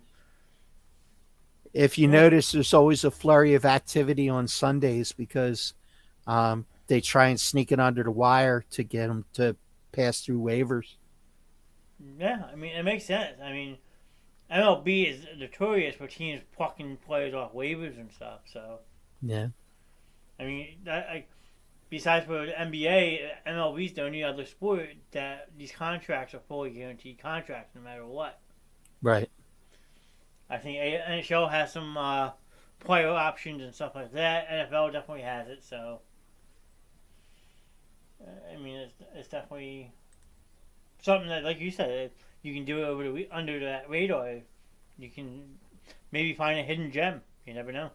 Yep. Phillies are 13-10 in spring training. St. Louis is 14-6. Atlanta's 12-9. But and remember, the Phillies are doing it without three of their starters. Yeah. Not that the starters would be playing every day, but usually down the stretch they get a little more time. True. Be nice to see Trey Turner in there hitting bombs for us instead of for the red, white, and blue. Hey, that's just as good too. He had someone had quoted him because he had come out and said that was one of his biggest hits of his career. He's never heard a crowd pop that loud. Yeah. Now, Trey, You haven't stepped foot in Philadelphia yet. Do something like that, and Citizens Bank Park, the whole place is gonna blow up. Yeah, it's like when Harper hit that homer in the playoff series. They That was said like, it's never been louder there. I could honestly believe it. I mean, that was just insane. I mean, and then the fact that I remember that I was watching it with Morgan and Kevin, believe it or not, and like you watched it, and like he hits the ball, and they don't jump to it right away, so you're like, oh, just a foul ball. Like you're getting so tense, and then all of a sudden they pan off, and it's going out of the stadium, out of the field. It's like, holy shit. Yeah. I talk about building suspense, Fox. Gee, thanks. Like, thanks for the heart attack. Yeah, exactly. But I mean, MLB is one of those sports that's very unpredictable. You could have a great season one year, and then bomb out the next year. So, as much as like we can get hyped up about this year, you can't because Yeah. I mean, it's certainly concerning that you're starting off the year with all these pitching injuries, that is a very big concern. which we did not have last year at this time. No. Of course, we didn't have as much of a solid idea what the rotation would look like. Yeah, but we also didn't have the depth that we have this year. That's the biggest thing I've noticed this year going into the season is the amount of depth we have in the rotation or bullpen stuff like that. Agreed. So, and it's like any Philly sport, next man up. Yeah. That's how I look at it. That's true. I mean, you're staring down the barrel of not having Harper, till the All-Star break possibly, and it doesn't really panic you because you look at the depth on this team and you look at the offense and the potential that they have to score runs, and it's astounding that you're missing your quote unquote your best player, and it doesn't matter. It's like, Yeah. you're still going to put up 7 runs a night at least. I mean, It seems like on paper. I mean, if you can stay healthy with what you do have, and people who struggled towards the end of last year can find their bat and wake up, then yes, you can be in that position for sure. Yeah. I mean, I still have my concerns on the offensive side with Brandon Marsh. I mean, you got to see Castellanos have a much better year this year. Mm-hmm. Those are two right off the top of my head that I can say are concerns. I mean, I'm not concerned about Turner or Bohm. Hoskins is Hoskins. He's gonna have his streaks. Yeah. So. And Bryson Stott's going to give you a solid effort at second base, and it's his natural position. So from a defensive standpoint, I think that you'll be in good shape. Yeah. Mr. Simmons popped in with his bracket update for you. Okay. My top bracket has 410 points and is at 83.4%. Nice.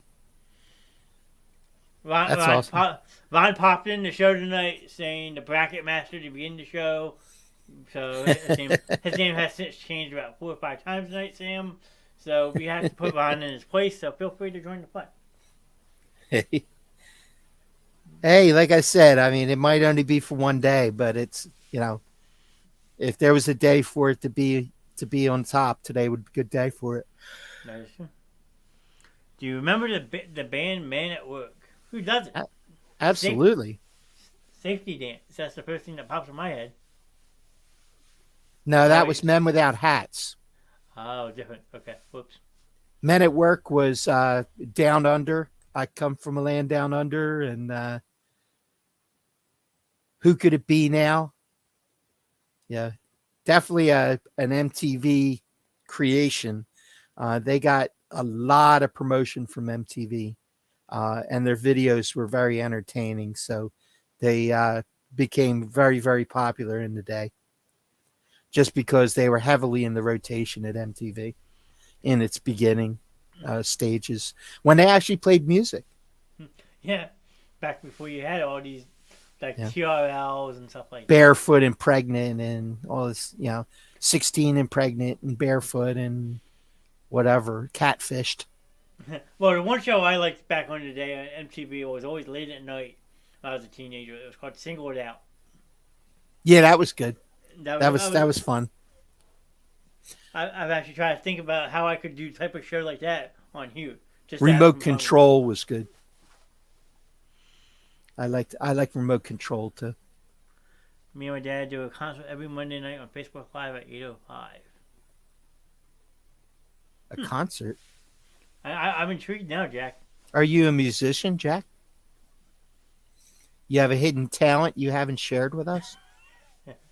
Besides for his music trivia. Besides your NCAA trivia and your movie knowledge? Yeah, me. You've been holding out on us. Are we saying that we might actually have to have a music performance here one day, Ron? Maybe. No, hey. I mean, we get permission from the musician himself. I mean, yeah, I'm a drummer. My dad is a guitarist. There you go. Okay. Well, one thing that you don't know about me is that I went to the University of Miami on a music scholarship, and I play 13 different instruments, and I've conducted, and I basically got part of my college paid for by the music department at the University of Miami. So, speaking of your Miami Hurricanes, real quick, if I may. Yeah. I know you don't follow the women's NCAA tournament, but not especially. The number 9 seed Miami upset the number 1 seed Indiana tonight. Nice. So the Miami women are going to the Sweet 16 too. Coral Gables is rocking tonight. Right, party down in Miami. Let me tell you what, yeah. Let me fly down to my frat house. We could have a party. There may be some oil wrestling going on. You never know. Right. I lived right by the in the frat house, right by the intramural fields, Okay. right on the outskirts of campus.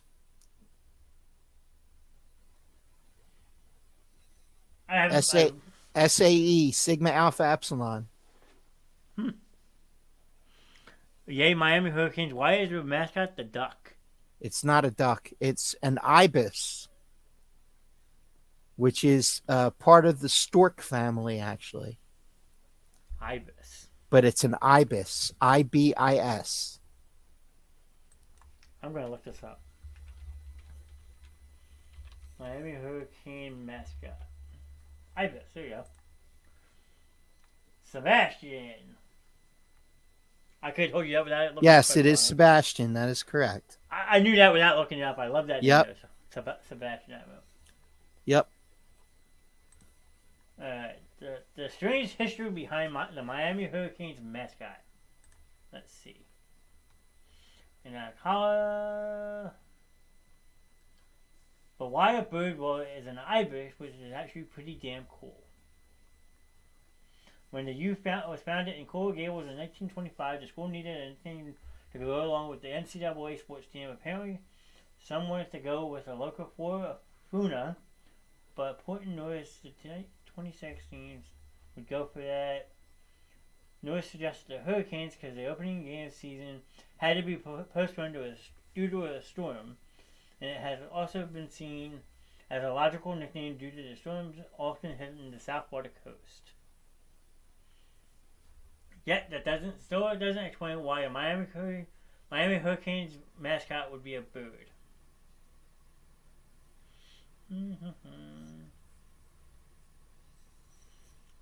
What is a Miami Hurricanes mascot? White ibis, which is a marsh bird native to the Everglades in South Florida. Okay. Right.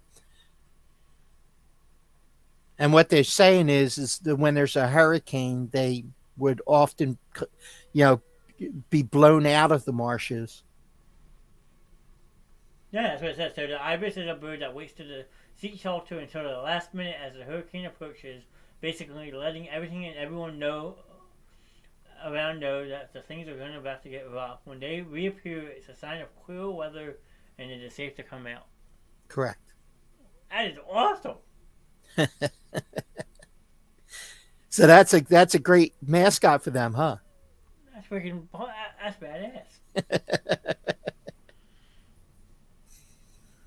Yeah, that's why I chose to go there, man. It's just, badass mascot. Is that why it was, Ron? No, not really. I would Mainly hang. because they gave me money. I was gonna say, you probably came and said, "Hey, Sebastian's my best friend. I'm hanging out with Sebastian." And I got to go to Tokyo for 8 days, all expenses paid. So Wait, what? that was a nice perk.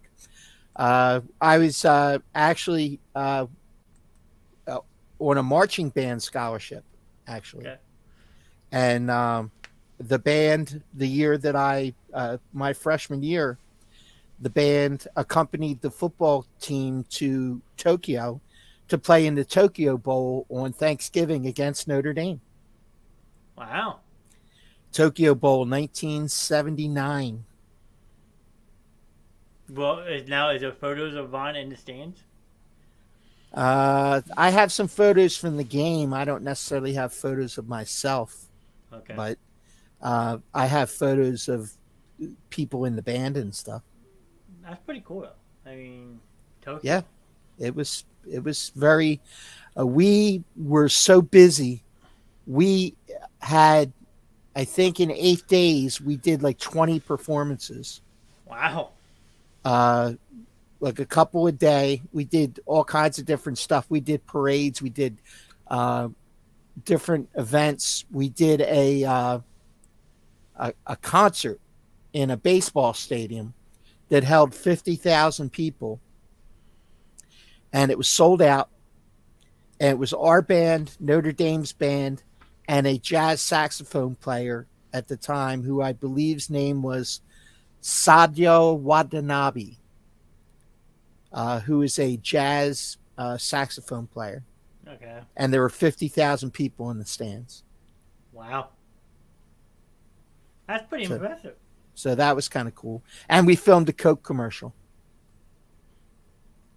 Well, back then, Miami was known for Coca-Cola products. They were big promoters of Gatorade, if I'm not mistaken, right? They were known for a different kind of Coke, actually. Yeah. So, yeah. I was trying to be nice and not say that, but Yeah. I'll keep my mouth shut.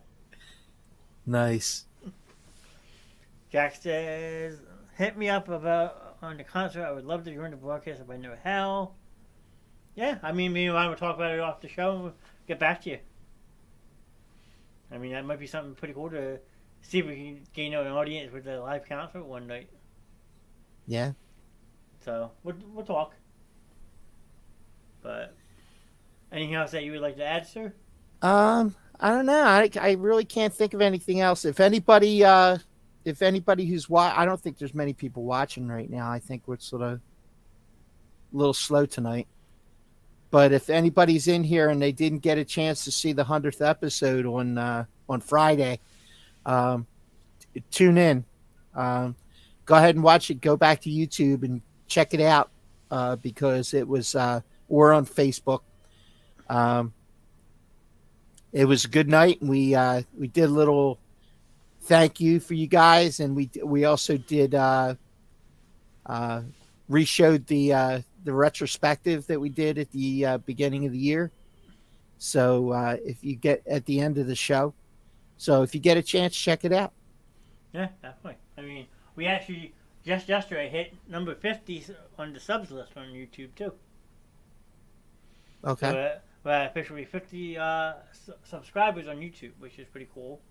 Nice. So halfway to 100 with that.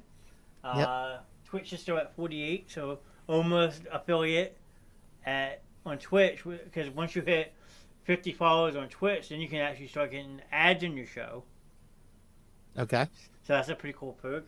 And then TikTok, I gained a couple followers on that too. I mean, I Nice. don't post on too often. I need to get back to it. But I mean, the numbers are growing. I mean, appreciate everybody's support. If you know anybody who would like to join in a fun conversation one night, share the stream out, like the stream, help us build. I mean, the more people we can get in here, the better. We always like to interact with everybody in chat. Jack knows that from hanging out with us. Sam's usually lurking in chat somewhere. Curtis. So, I mean, we're here to stay. I'm not leaving anytime soon. Yep. Have a lot of fun, exciting things planned.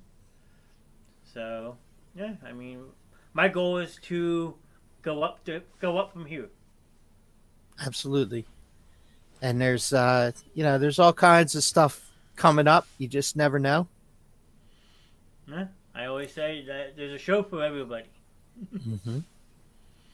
Rather, if you like sports, just a laid back, goofy, fun night as an entertainment night.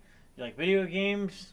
I got a whole video game show on Wednesday nights. We have something happening Thursday night. Stay tuned for that. And then Friday night is our Friday night movie night segment, which honestly is our longest reigning show.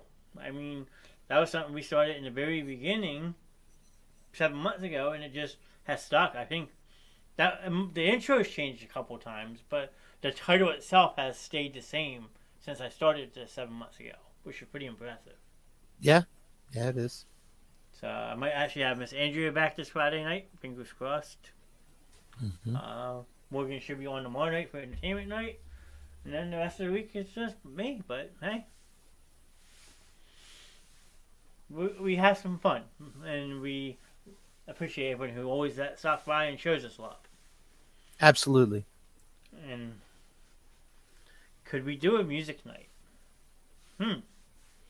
I mean, Ron would be in charge of that show because he knows more about music than I do. So, I mean, that's something maybe Ron can think about down the road. Maybe we'll sub out one of these other shows and let Ron do his own thing. Yeah, I mean, we're always open to suggestions, and we, want to kind of follow what everybody wants. So, um, you know, everybody continue to give us that feedback and give us ideas, and no ideas too crazy, obviously, because certainly we are. And you never know. We like to change it up sometimes and do stuff a little different just to make sure that we keep it fresh for you guys. Yep. So I just got a message from Morgan. Okay.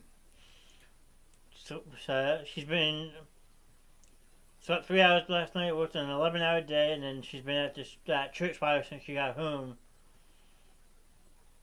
And then I'm not allowed to share with anybody, but she sent me some photos of the scene. They even knew for about 4 or 5 hours, they said.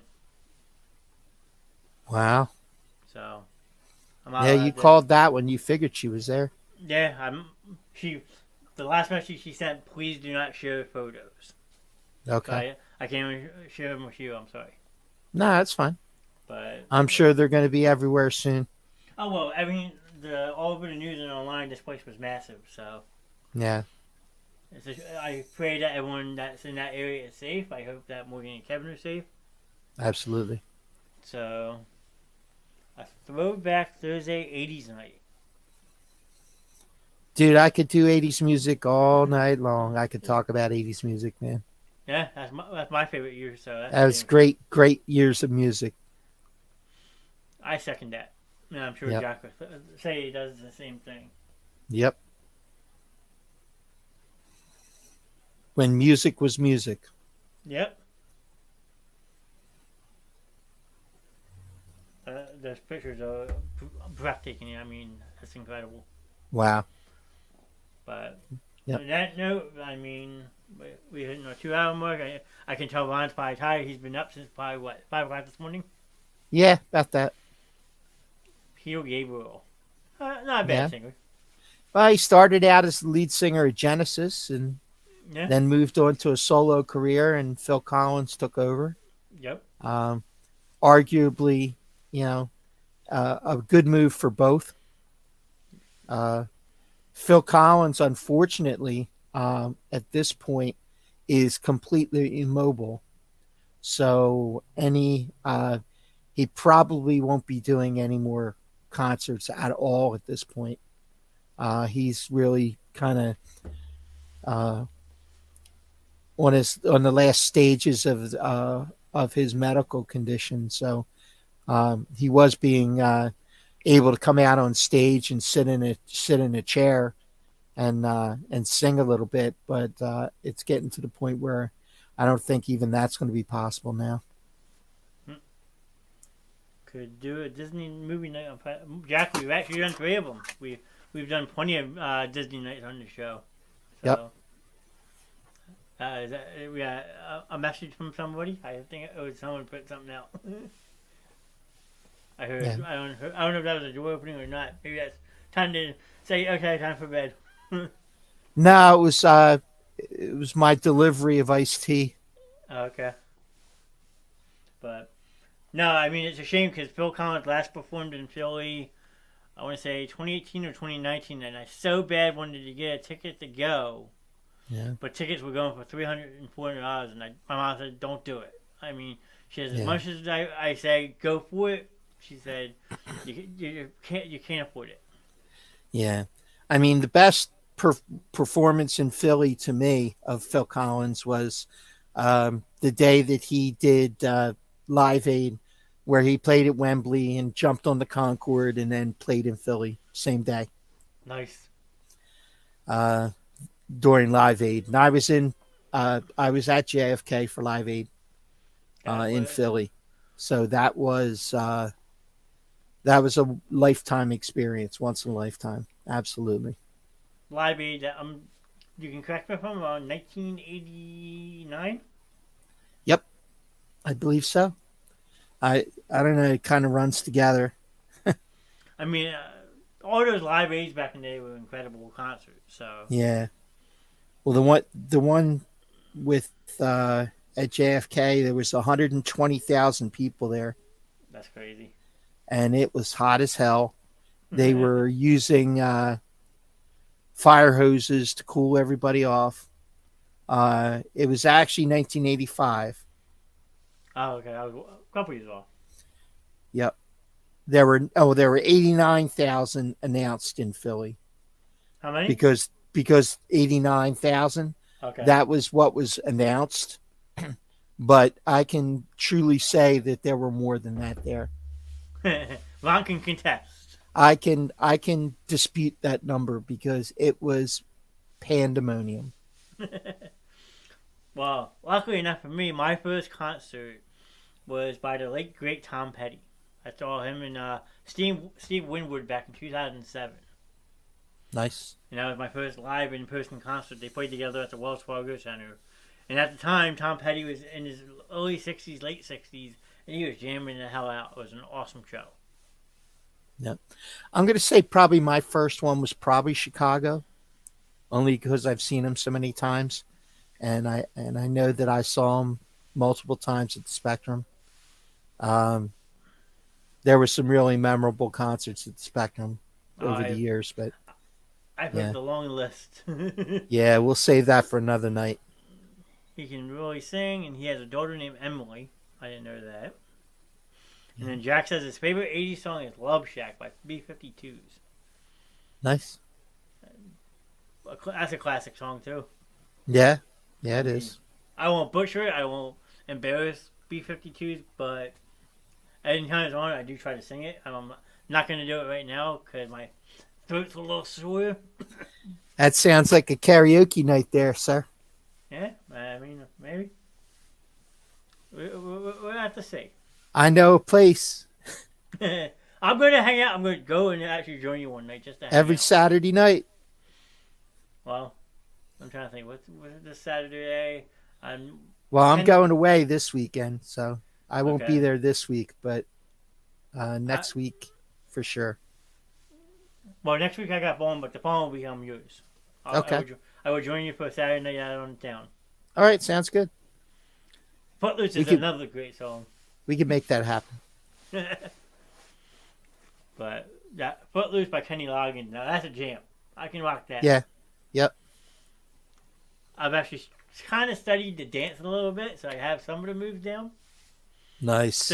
So you can read this thing. I'll read a athletic dance on the stage. Footloose. Can I? Well, I would have to get permission from the establishment, Jack. But if I can, I will do a live feed from wherever one goes. And I'll pull it up on the show. So. Oh boy. Yeah, I gotta get a lot of permissions before I do any of that, though. Yep. But other than that, I think I'm gonna call it a night so Mr. Yes, Rock sir. can get his rest. He has to get his beauty sleep. Yeah. He's God, I, if that were the case, I'd be asleep for a week, maybe a month. Well, you want to go home and bask in that glory of having that #1 bracket till Thursday, right? Yeah, until they start playing again. Yep. So. But other than that, I will be back tomorrow night for entertainment night, which is always an unpredictable, wacky ass show that we like to have fun with. Happy first day of spring to you as well, Jack. Started at 5:42 this evening. I can officially turn my heat off. Thank you, Jesus. And then so tomorrow night 8:30 for entertainment night. Don't know what's on the tab yet, but come hang out and have some fun. Alrighty.